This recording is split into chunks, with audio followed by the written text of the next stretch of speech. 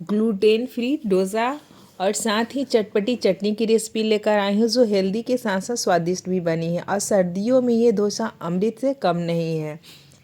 तो चलिए इसे बनाते हैं। तो इसे बनाने के लिए हमें यहाँ पे सबसे पहले मैं यहाँ पे चटनी का काम कर रही हूँ। तो चटनी के काम करने के लिए मैं यहाँ पे ले रही हूँ तेल। 1 चम्मच सरसों का तेल ले रही हूँ। आप चाहे तो जो भी तेल आप यूज़ करते हैं आप उसका इस्तेमाल कर सकते हैं। उसमें डालेंगे छोटा चम्मच जीरा, 3 से 4 लाल मिर्च और करी पत्ता। करी पत्ता यहाँ पर पूरा डंठल ली हूँ मैं 2, और आधा कप डाल रही हूँ मूंगफली। इन सभी चीज़ों को डाल करके हमें धीरे धीरे आंच पर भून लेना है। फ्रेंड्स, हाई फ्लेम पे नहीं भूनेंगे, जब भी भूनेंगे लो फ्लेम पर ही इन्हें भूनेंगे ताकि अंदर तक ये अच्छी तरह से कुरकुरी और पक जाए। अगर हाई फ्लेम पे भूनेंगे तो ऊपर से तो पक जाएगा लेकिन अंदर से इसका कच्चापन नहीं जा पाएगा और ये कच्चा कच्चा चटनी में स्वाद आएगा। और यहाँ मैं डाल रही हूँ आधा छोटा चम्मच काली मिर्च और 1 बड़ा चम्मच दाल। ये चना का दाल है तो मैं इसे डाल लूँ। आप चाहे तो यहाँ पे उड़द का भी दाल इस्तेमाल कर सकते हैं। उड़द का भी डालने से काफ़ी स्वादिष्ट बनती, लेकिन अभी मेरे पास उड़द का दाल नहीं था तो मैंने उसे स्किप कर दिया है। और यहाँ पर प्याज, मैं 1 प्याज ले रही हूँ जिसे रफली मैंने चॉप कर लिया और इसे भी डाल करके हमें भून लेना है। सभी चीज़ों को हमें बिल्कुल लो फ्लेम पे ही भूनना है। प्याज जब ट्रांसलूसेंट हो जाएगा उसके बाद इसमें जाएगा टमाटर। और यहाँ पर मैंने 3-4 ली हूँ टमाटर, यहाँ पे मैं बड़ा साइज़ का, और रफली चॉप कर ली हूँ टमाटर को भी। ऐसे हमें डाल करके और भून लेना है। इसके ऊपर से जब टमाटर डाली हूँ तो टमाटर सॉफ्ट जल्दी हो जाए उसके लिए मैं यहाँ पे डाल रही हूँ 1 छोटा चम्मच नमक। आप नमक टेस्ट के अकॉर्डिंग कम या ज़्यादा डाल सकते हैं। और यहाँ पर देखिए इसे ढक करके हमें पकाना है ताकि जो टमाटर और प्याज है वो अच्छी तरह से सॉफ्ट हो जाए। और यहाँ टमाटर प्याज काफ़ी अच्छा सॉफ्ट हो चुका है, इसका कच्चापन भी ख़त्म हो चुका है। तो इस स्टेज पे मैं फ्लेम को ऑफ कर दूँगी। अब मैं चल रही हूँ यहाँ पर डोसा का फिलिंग्स बना रही हूँ। तो मैं पनीर से बना रही हूँ। आप चाहें तो आलू का भी बना सकते हैं, मिक्स वेज भी बना सकते हैं। तो आपको जो पसंद हो ना भरावन में तो आप उसे इस्तेमाल कर सकते हैं। तो मैं यहाँ पे रागी डोसा जो है उसका फीलिंग्स जो है मैं पनीर से बना रही हूँ। तो पनीर को मैंने यहाँ पे कद्दूकस कर ले रही हूँ। ये होममेड पनीर है, आप चाहें तो मार्केट का भी पनीर इस्तेमाल कर सकते हैं। उसके बाद इसमें डालेंगे प्याज, हरी मिर्च, धनिया का पत्ता। रागी डोसा में पनीर की स्टफिंग बहुत ही ज़बरदस्त लगती है।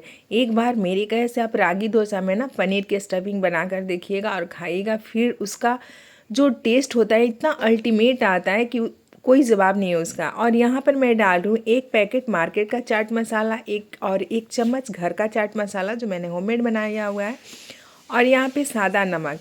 यहाँ पे आप काला नमक का भी इस्तेमाल कर सकते हैं लेकिन मैं यहाँ पे चाट मसाला 2 बार डाली हूँ, जैसे कि मार्केट का भी और घर का भी, तो दोनों में काला नमक है इसलिए मैं इसे एक्स्ट्रा कुछ मसाला नहीं डाली हूँ और नहीं काला नमक डाल रही हूँ। इन सभी चीज़ों को डाल करके हमें अच्छी तरह से मिक्स कर लेना है और ये हमारी स्टफिंग बनकर तैयार हो गई है। तो अब मैं ले रही हूँ एक बर्तन और एक छन्नी। तो छन्नी में ना रागी हमें डाल करके और उसे चाल लेना है। फ्रेंड्स, ये हमारे तरफ इसे मड़ुआ भी कहा जाता है, कहीं कहीं रागी भी कहा जाता है। उसके बाद इसमें जाएगा सूजी और गेहूं का आटा। फ्रेंड्स, अगर आपने 1 कप रागी का आटा लिया हुआ है तो उसमें 2 बड़ा चम्मच जाएगा सूजी और 2 ही बड़ा चम्मच गेहूं का आटा। उसके बाद इसमें डालेंगे जीरा।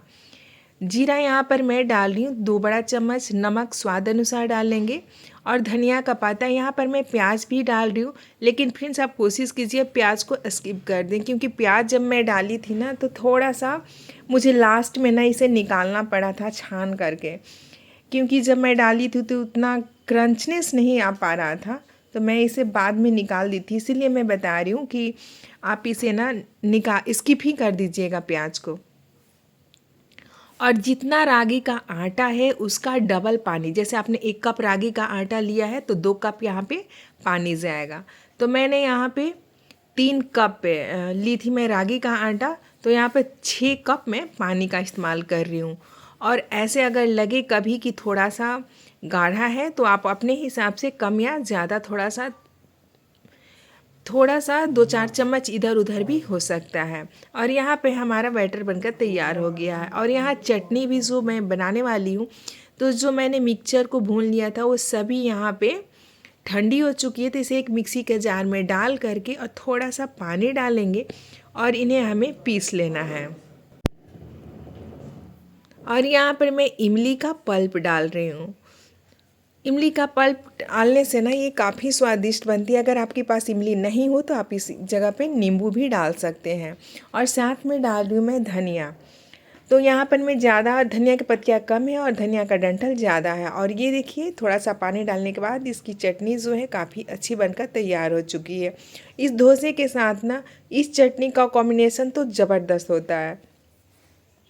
सरसों, लाल मिर्च और करी लीफ से आप चटनी में तड़का भी लगा सकते हैं। और चटनी तड़का लगाने के बाद भी काफ़ी स्वादिष्ट लगती है और बिना तड़का के भी। तो मैं यहाँ पे प्लेन ही छोड़ दे रही हूँ। और यहाँ पर जो रागी का बैटर है ये थोड़ा मुझे गाढ़ा लग रहा है, तो मैं इसमें पानी डाल रही हूँ अभी। अब पानी डाल करके इसे थोड़ा सा पतला कर लेना है।